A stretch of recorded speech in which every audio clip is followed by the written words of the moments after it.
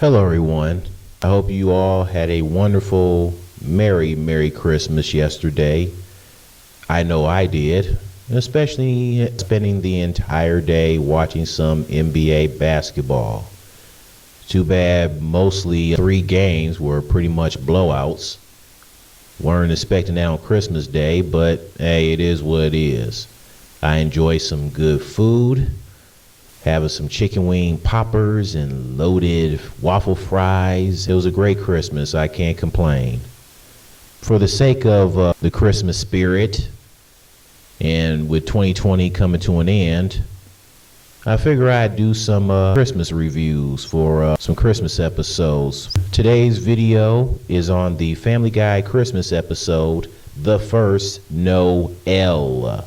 At the start of the episode, Meg, Brian, Chris, and Peter are happily watching The Today Show on NBC, while Stewie is happily playing with his toys.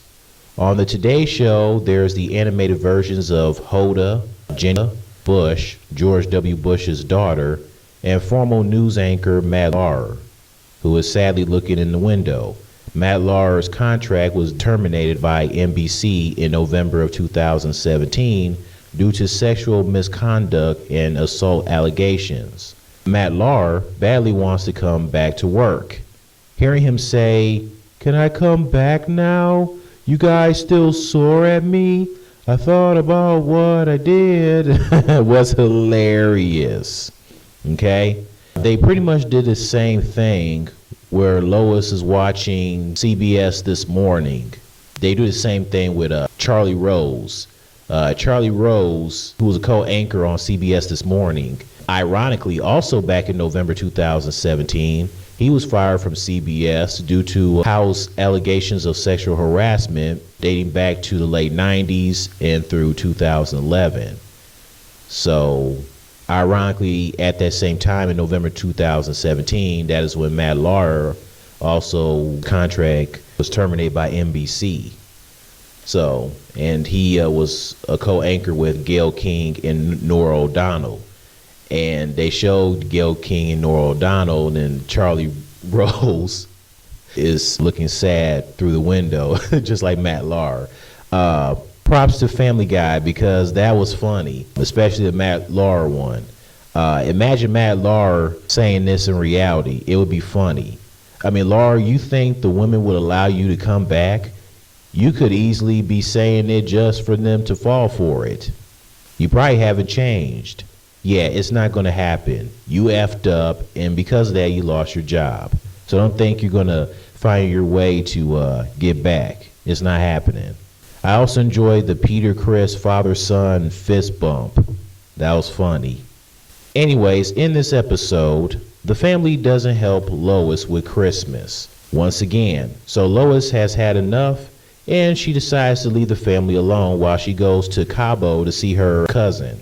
Quagmire, Mort, Stella, and the one guy in his underwear while covered with whatever, they all showing up like Roadrunner.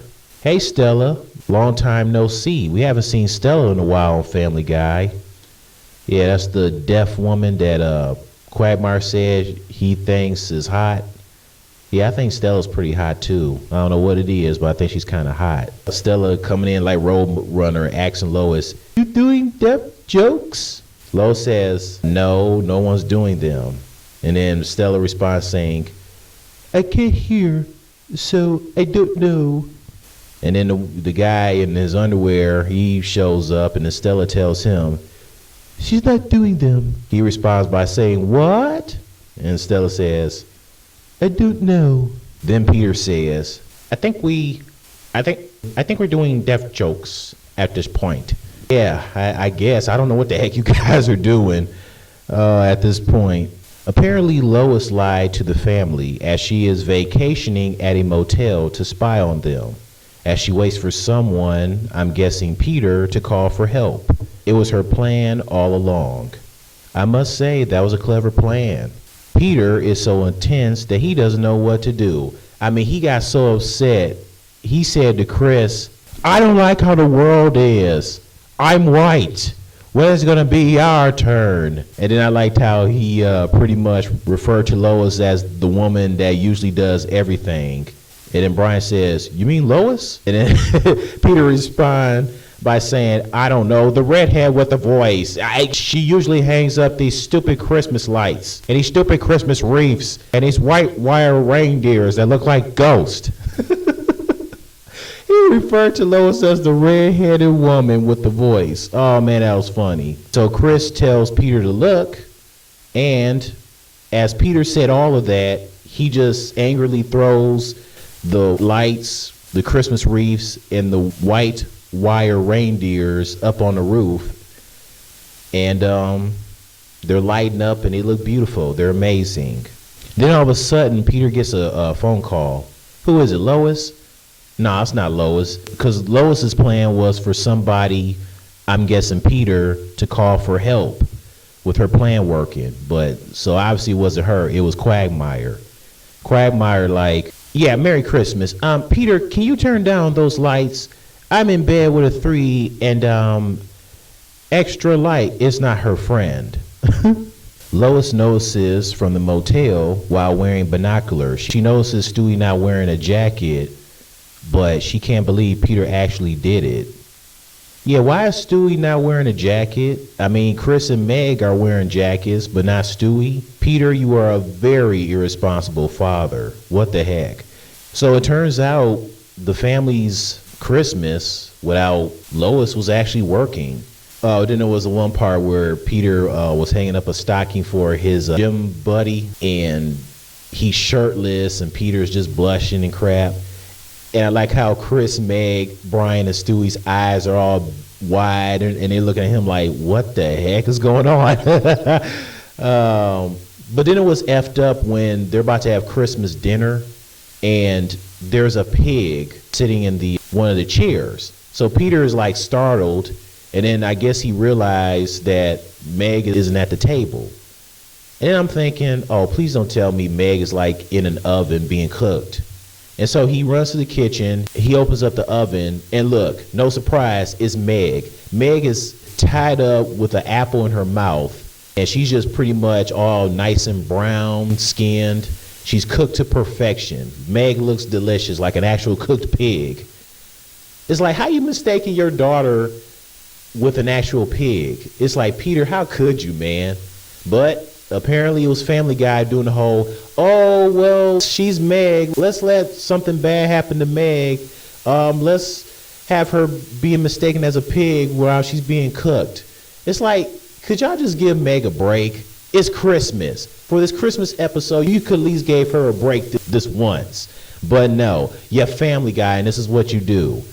Anyways, Lois snaps when she sees the family having a snowball fight, holding hands. And in slow motion, Peter says he loves the kids, followed by the kids saying they love him in slow motion as well. And Lois plans on stealing Christmas from the family, the Grinch style. I mean, she even had that one evil Grinch smile. Oh, and guess what? Stewie is dressed up as Cindy Lou Who in a drag. Stewie asks Lois why she's stealing Christmas.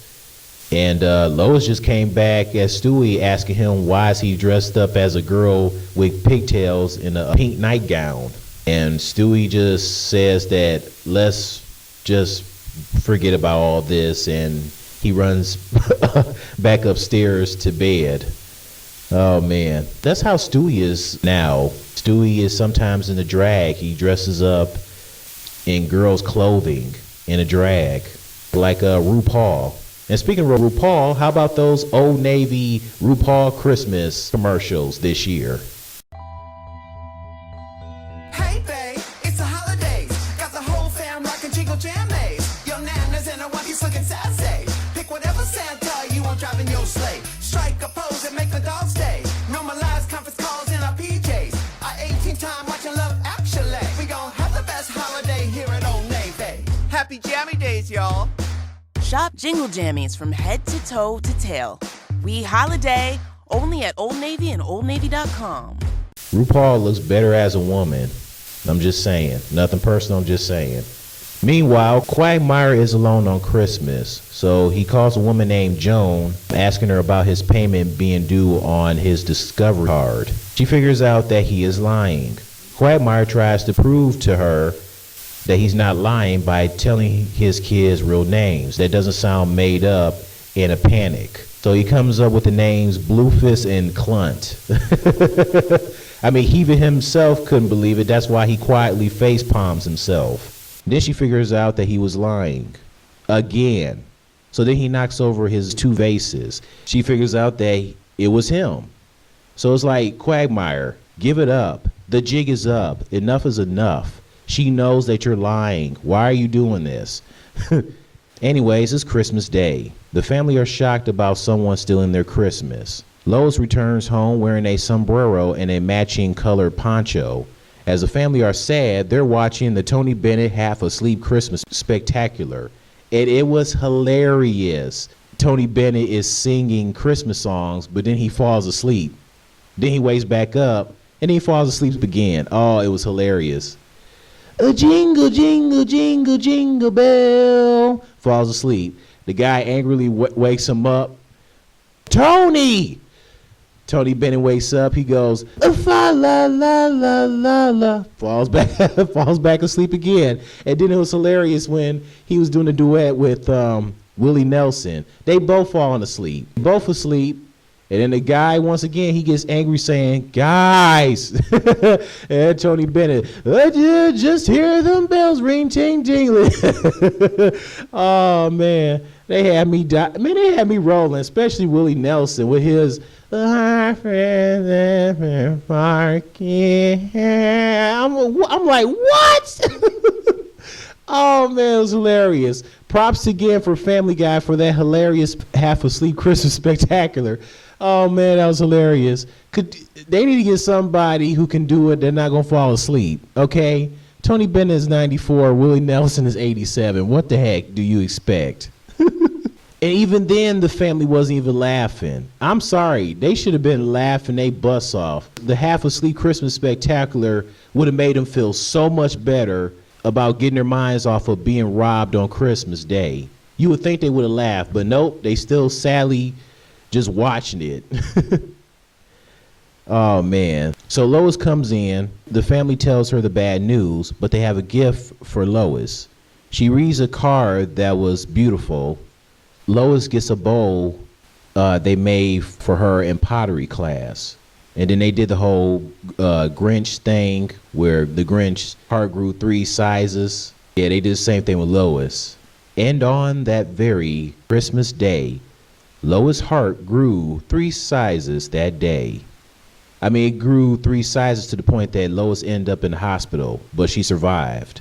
And they said to Lois that they love her, but she never told them the truth that she stole Christmas. Lois never bothered telling the truth at all.